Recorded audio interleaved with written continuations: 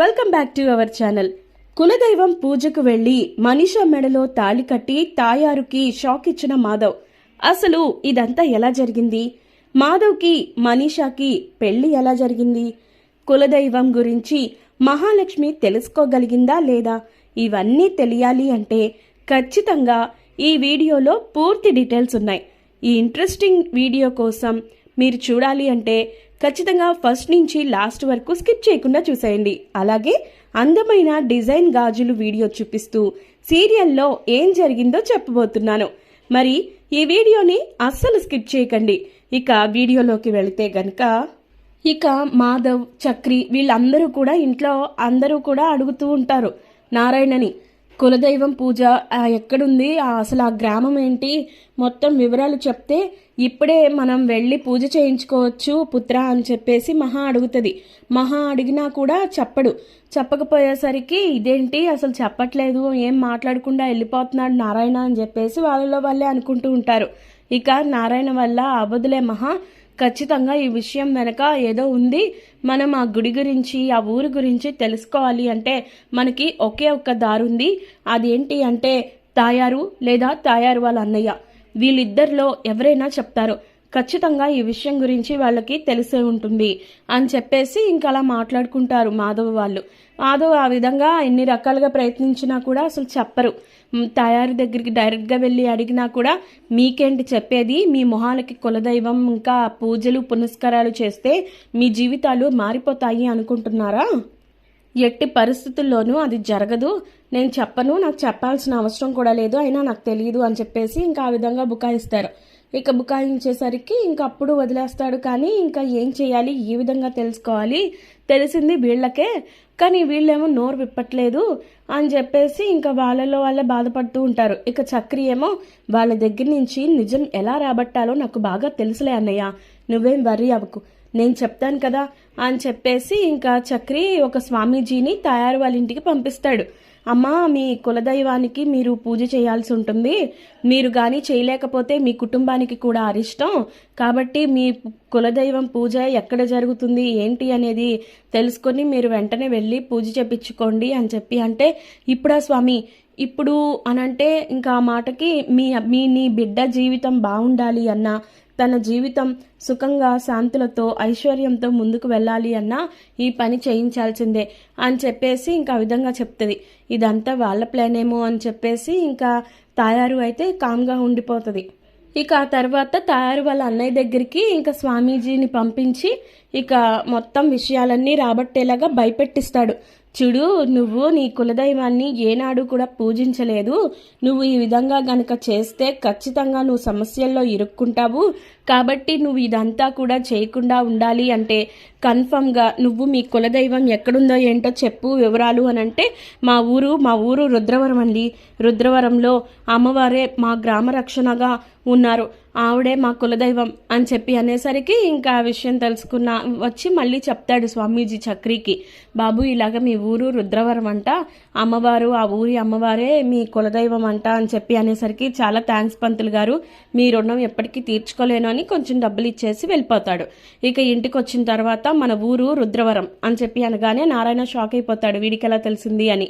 అలాగే ఆ ఊరి గ్రామాన్ని రక్షించే అమ్మవారే మన కులదైవం అంట, ఇక ఈ విషయాలు తెలిసినాయి కదా, ఇప్పుడే బయలుదేరండి అని చెప్పేసి అంటే నారాయణ ఏమో ఏం మాట్లాడకుండా అలా కామ్గా ఉండిపోతాడు. పుత్ర ఏంటి ఇంట్లో వాళ్ళందరూ రెడీ అవుతున్నారు, నువ్వు రెడీ అవ్వవా అని చెప్పి అడుగుతుంది.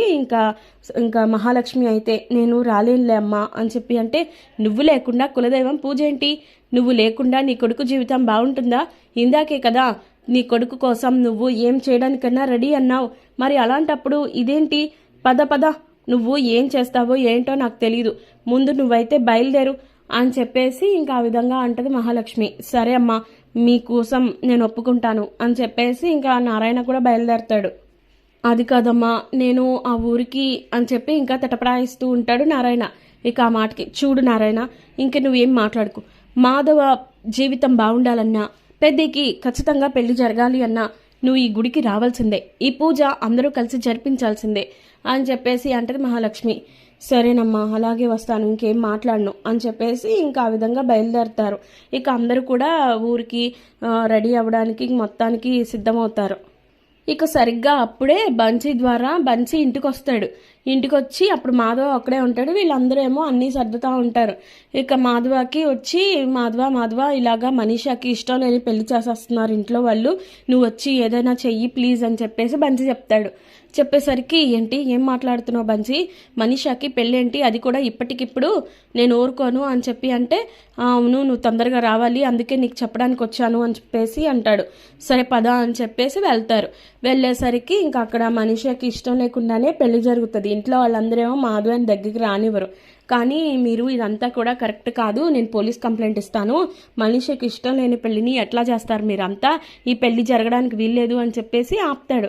ఇక అప్పుడు పెళ్లి కొడుకుకి చెప్తాడు, చూడండి మీరు ఎవరో ఏంటో కూడా నాకు తెలీదు, కానీ ఈ పెళ్లి మాత్రం మనీషాకి ఇష్టం లేదు, తనకి ఇష్టం లేకుండా జరిగే పెళ్లిలో మీకు ప్రశాంతత ఉండదు, కాబట్టి మీరు ఇక్కడి నుంచి వెళ్ళిపోండి అని చెప్పేసి అనేసరికి ఇంకా ఆ విధంగా నువ్వెవడరా చెప్పడానికి ఆ మాట అని చెప్పేసి ఇంట్లో వాళ్ళు అంటారు.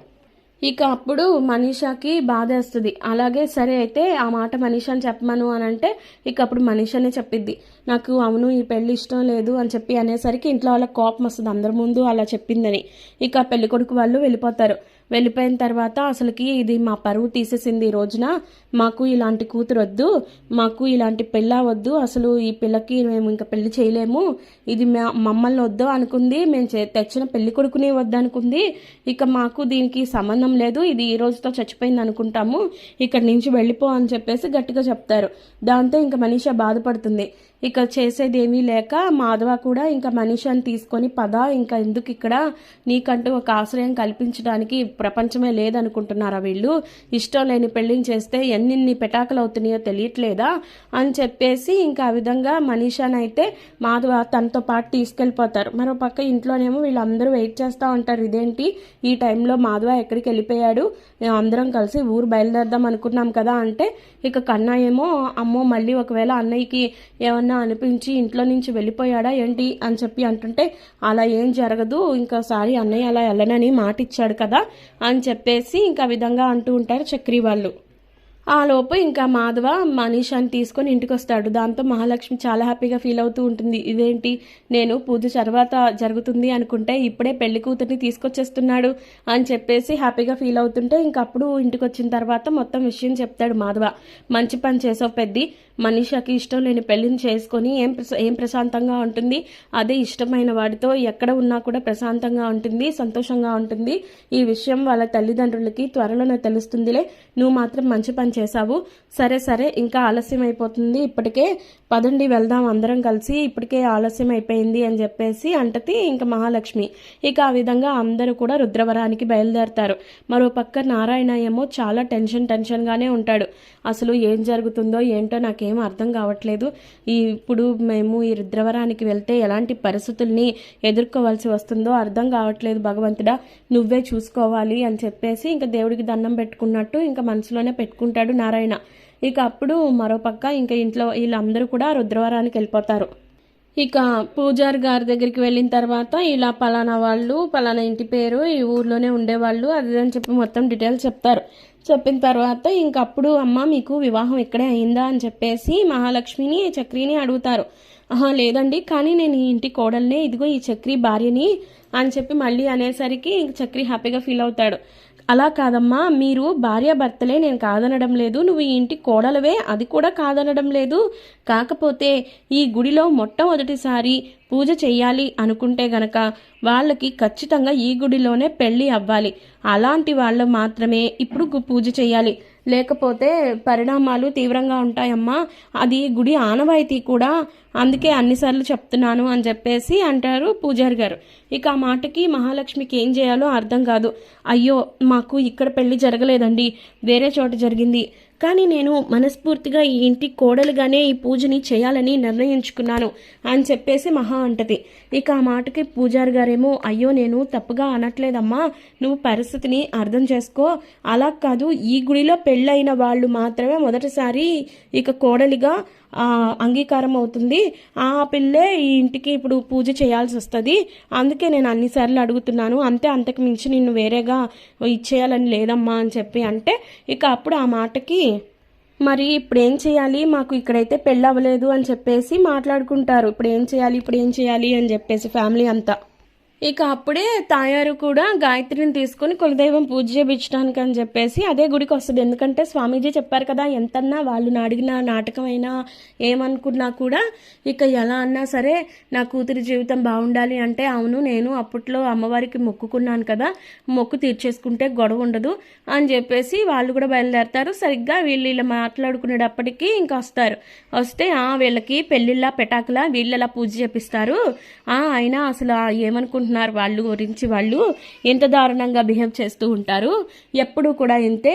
ఆ చక్రిగాడేమో ఒక దాన్ని పెళ్లి చేసుకొని పోలీస్ స్టేషన్లో మరీ తీసుకొచ్చాడు ఇంటికి.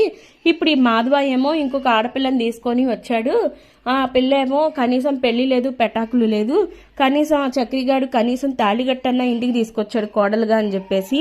కానీ ఇప్పుడు ఈ పిల్లనేమో ఏ ఉద్దేశంతో తీసుకొచ్చాడో ఏం చేద్దామని తీసుకొచ్చాడో కూడా అర్థం కావట్లేదు అని చెప్పి వాళ్ళ ముందే నోటుకొచ్చినట్టు మాట్లాడుతూ ఉంటుంది తాయారు.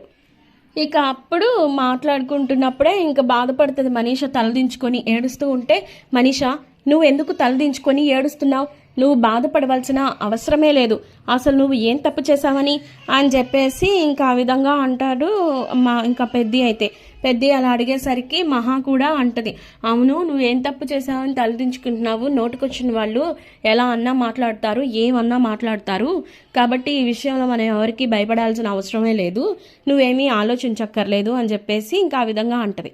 అనేసరికి ఇంకప్పుడు సరే అయితే అని చెప్పి, మేము అంటే మాత్రం మీకు పొడుచుకొచ్చిందా, మీరు చేసే పనులు మీకు కనిపించట్లేదా, మీరు చేసే పనులు మీకు కనిపించట్లేదేమో, ఊళ్ళో వాళ్ళందరికీ తెలుస్తుంది, నన్నే అంటున్నారా, నన్నే ఇచ్చేస్తున్నారా, నేను డైరెక్ట్గా అంటున్నాను కాబట్టి మీకు అర్థమవుతుంది, లేదు అంటే ఏంటి పరిస్థితి, మీకు ఇలాగా చిరాగ్గా మీరు చేసే పనులు మీకు అర్థం కావట్లేదేమో అని చెప్పేసి ఇంకా నోటికొచ్చినట్లు మాట్లాడుతూ ఉండేసరికి ఇక అప్పుడు మాధవ ఇంకా చాలా ఆపత్తా, నువ్వు ఏం మాట్లాడుతున్నావో ఏమంటున్నావో నీకు కూడా అర్థం కావట్లేదు అని చెప్పేసి తిట్టేసరికి ఏమో నువ్వు ఏం చేస్తున్నావో నీకన్నా అర్థమవుతుందా అది ఇది అని చెప్పి అంటుంటే గాయత్రి తిట్టిద్ది, అమ్మా నువ్వు మామ వాళ్ళని ఏమీ అనకుండా ఉండలేవా, నువ్వు నోటుకొచ్చినట్టు ఎప్పుడు ఏదోటి మాట్లాడుతూనే ఉంటావా అని చెప్పి తిట్టిద్ది గాయత్రి. నువ్వు నోరు మూసుకోవే, నీకే ఏమీ తెలీదు పిచ్చిదానా, నిన్ను ఇచ్చేయాలని చూశారు, మన జీవితాలు బాగుండకూడదని చూశారు, మన ఆస్తి దక్కనివ్వకుండా చేశారు, అందుకే కదా వీళ్ళకి గతి పట్టింది, అందుకే వాళ్ళ కుటుంబానికి శాపం కలిగింది అది ఇది అని చెప్పి అంటుంటే ఇక చాలు ఆపండి అని చెప్పి మహాలక్ష్మి అంటది. ఏంటమ్మా ఆపేది, నువ్వు ఆపు అంటే నేను ఆపేస్తే అయిపోతుందా, అసలు ఏమనుకుంటున్నావు నువ్వు అని చెప్పేసి తిట్టేసరికి ఇంకప్పుడు అసలు ఇదంతా కాదు, ఇప్పుడు నేను ఒక నిర్ణయం తీసుకున్నాను అని చెప్పి మాధవ అంటాడు. మాధవ ఆ మాట అనేసరికి ఏంటది పెద్ది అని మహాలక్ష్మి అడుగుతుంది. చెప్తాను అని చెప్పి మనీష దగ్గరికి వెళ్ళి, మనీష నువ్వు నన్ను పెళ్లి చేసుకోవడం ఇష్టమేనా అని చెప్పి అనేసరికి ఒకసారిగా మనీష షాక్ అయిపోతుంది. అవును నేను అడిగేది కరెక్టే, నువ్వు నన్ను పెళ్లి చేసుకోవడం నీకు ఇష్టమేనా అని చెప్పేసి అనేసరికి ఇష్టమే అని చెప్పేసి అంటది ఇంకా మనీష. ఇక ఆ మాటకి సరే అయితే నిన్ను పెళ్లి చేసుకుందాం అనుకుంటున్నాను, నీకు ఇష్టమైతే ఇక్కడే ఇదే గుడిలో తాళి కడతాను అని చెప్పి అనగానే ఇక పంతులు గారు మీరు ఇప్పుడు పెళ్లి చేయడం కుదురుతుందా అంటే, అయ్యో ఎందుకు కుదరదు బాబు, ఆ అమ్మవారి రూపేణ తాళిబొట్లు ఎప్పుడు కూడా సిద్ధంగా ఉంటాయి అని చెప్పి అనేసరికి సరే అయితే పెళ్లి మంత్రాలు చదవండి అని చెప్పేసి తాళిబొట్టు తీసుకొని ఇక మనిషి మెడలో కడతాడు. దాంతో ఇంకా తాయారు ఒక్కసారిగా చూసి షాక్ అయిపోతుంది. ఇదేంటి నేను ఇప్పుడే కదా అన్నాను అలా పెళ్లి చేసేసుకున్నాడేంటి, అంటే వీళ్ళకి ఏమన్నా మంచి రోజులు వచ్చేసినాయా, కులదైవం పూజ చేయడానికి వచ్చేసారు కదా, ఇంకా మళ్ళీ మంచి రోజులు వచ్చేసినట్టున్నాయి, అమ్మో ఆస్తి కూడా వీళ్ళకే దక్కితే నా పరిస్థితి ఏంటి అని మనసులో ఇంకా దిగులు పడుతూ ఉంటుంది. ఇక ఆ మాటకి ఇంక వీళ్ళందరూ కూడా చాలా హ్యాపీగా ఫీల్ అవుతూ ఉంటారు. ఇంట్లో అందరూ కూడా పెళ్ళిళ్ళు చేసుకుని ఇంకా మహాలక్ష్మికి అయితే చాలా హ్యాపీగా ఉంటుంది. అమ్మయ్య నేనే పెళ్లి చేద్దాం అనుకున్నాను, కానీ ఇప్పుడు భగవంతుడి దయ వల్ల ఆ దేవత దయ వల్ల వీళ్ళకి పెళ్లి జరిగిపోయింది అమ్మయ్య అని చెప్పి అనుకుంటుంది ఇంకా మహాలక్ష్మి అయితే. ఇక అందుకని అని చెప్పేసి ఇంకా ఆ విధంగా పెళ్ళైతే జరిగిపోద్ది. ఇంకా పూజారి గారు కూడా పోన్లమ్మ ఈ గుళ్ళోనే పెళ్లి జరిగింది కాబట్టి ఇక వీళ్ళతోనే పూజ జరిపించవచ్చు అని చెప్పేసి అనేసరికి అందరూ కూడా హ్యాపీగా ఫీల్ అవుతూ ఉంటారు. ఇక ఆ విధంగా మనీష అలాగే మాధవ చేత గుడిలో కులదైవం పూజ చేస్తారు. ఇక ఆ విధంగా చాలా హ్యాపీగా ఫీల్ అవుతూ ఉంటారు. మరి రానున్న కథలో తాయారు ఇంకేం చేయబోతోంది కేశవ శైలజల పెళ్లి జరగడానికి మహా ఏం చేయబోతుంది ఇవన్నీ తెలియాలి అంటే పొదరిల్లు సీరియల్ అప్కమింగ్ ఎపిసోడ్స్ వరకు వెయిట్ చేయాల్సిందే. ఈ సీరియల్